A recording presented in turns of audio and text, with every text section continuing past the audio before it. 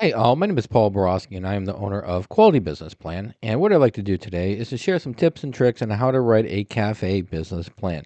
So, the way the video is going to play out is first and foremost going to go ahead and give you a little bit of background about me, who I am, what I do, and why I do it. And then after that, we'll dive into some tips and tricks on how to write your cafe business plan. All right, let's go ahead and jump right into it. Real quick, a little bit about me. Again, Paul Borosky, doctoral candidate, MBA. I am a professional writer, specifically a business plan writer. So if y'all want to avoid all the fun and excitement of writing your own business plan, feel free to pick up the phone, give me a call, send me, text me, email. I would be delighted to help y'all with your business plan. I am also a business mentor as well as a business consultant. So my services range anywhere from helping y'all understand your financials to strategic planning, executing those strategic plans to optimizing your operations, all those wonderful things that a business consultant and a business mentor does, I do. And then finally, I am an adjunct professor and subject matter expert in both business and finance. So if you all have your business plan ready to go, but you need those pesky financial projections done, again, feel free to pick up the phone, give me a call, send me a text, send me an email. I'd be delighted to assist. And with that said, let's dive right back into it. For tip number one, we want to focus on the title page. So that's going to be the first thing that your reader sees when they go to pick up your business plan is the title page. And you want to make the title page where it's inviting, but you don't want to make it overwhelming. So the way that I typically recommend my clients structure their title page, or the way that I structure my client's title page, is I'll put the company name up top. And then right underneath, I'm going to put the logo, and whatever the logo may be, just put it right there. And then underneath, I'm always going to go ahead and recommend that business plan is put there. You want to tell the reader, what this document is. You just want to put it right in their face. Hey, this is a business plan. It's not a strategic plan. It's not a marketing plan. It's the business plan. It's just straightforward to the point. All right. So hopefully that's pretty straightforward and understandable. Let's go ahead and move on to the second tip. So for the second tip, you should have your second tip is focused on the executive summary. When a reader reads your executive summary, it should pretty much tell them a brief overview or a brief story of what your organization is going to look like and how it's going to operate, who your target market is going to be, what are the expected financial results.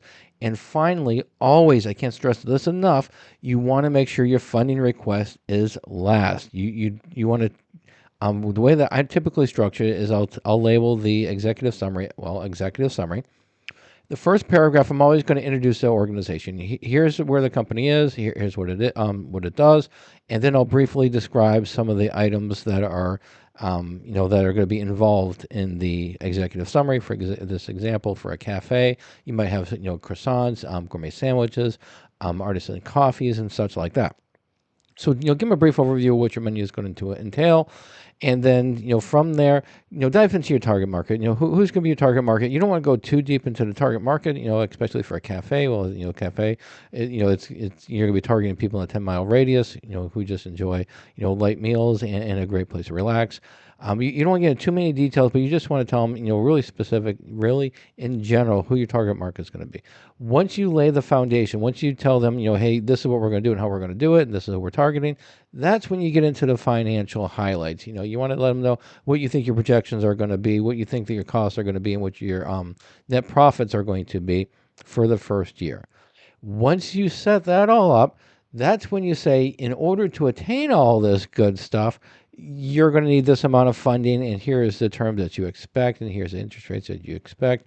And, if it's going to be an equity investment, then this is the, these are the terms for an equity investment. And you want to be general. You don't want to be specific because you want to be open it up to negotiations. So just keep that in mind for the executive summary. You do want to follow a pattern that kind of tells a story and then says how much you need, and then from there how much money is going to take to start the process. All right. And the third tip is going to be your SWOT analysis, your strength, your weaknesses, your opportunities, and threats.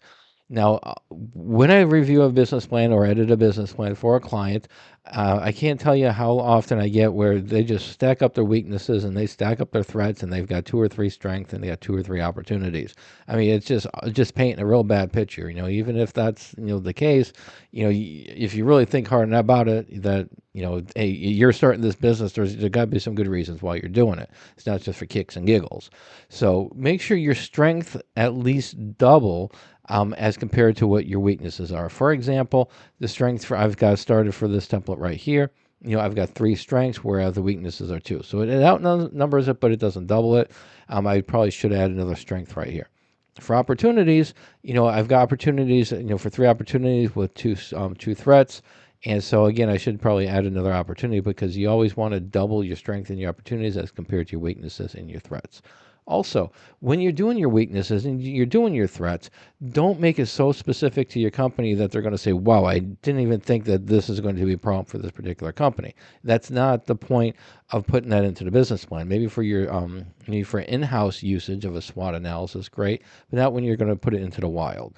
So for example, when I set up my weaknesses, I want to go ahead and make them enough that says, yeah, this is a weakness, but it's not so glaring that it's not revolutionary. It's like, wow. You don't want to give them a wow moment with your weaknesses and your threats. For example, a weakness might be that it's a startup company. Well, heck, that's blatantly obvious that it's a startup company, because it's not a business. So it's something along those lines where it's a glaring weakness and there's nothing you can do about it, and it's common to every company that would be in your situation, not too specific. All right, so hopefully these tips and tricks are helpful. So let's go ahead and wrap it up and sum it up. In summary, if you are interested in purchasing my business plan template, it does come with a customizable Word document as well as a basic financial model that is customized for the industry. I also provide various tutorials. You can find my tutorials on this link right here. The tutorials just help you with the various aspects of the business plan template, completing them, and those tutorials can be accessed before or after you purchase the business plan template. Keep in mind there are some limitations to all my business plan templates. You do need Microsoft Word and Microsoft Excel in order to make edits. And also, if you have any questions, comments, or concerns before you purchase a business plan template, be delighted to have a great conversation with you. My contact information is right here. Pick up the phone, give me a call, send me a text, send me an email. We can have a great conversation. However, after you purchase my template, then I do not offer free phone support. If you want me to help you fill out that template, I do charge for the service. The service is there, it's mentoring, but like I said, I do charge for it. And then finally, if you do want to buy my business plan templates or check out the various templates that I have, the link is right here. And then finally, if you don't want to mess around with business plan templates, you don't want to mess around with tutorials, you just want a professional to write your business plan for you, or you just want a professional to do your financial projections, I would be delighted to do so. Pick up the phone, give me a call, send me a text, send me an email, or visit my prices page right here. And then finally, please subscribe to my channel. And that's it. Hopefully this was helpful. Go out, make a little bit of money, and have a great day. Thank you.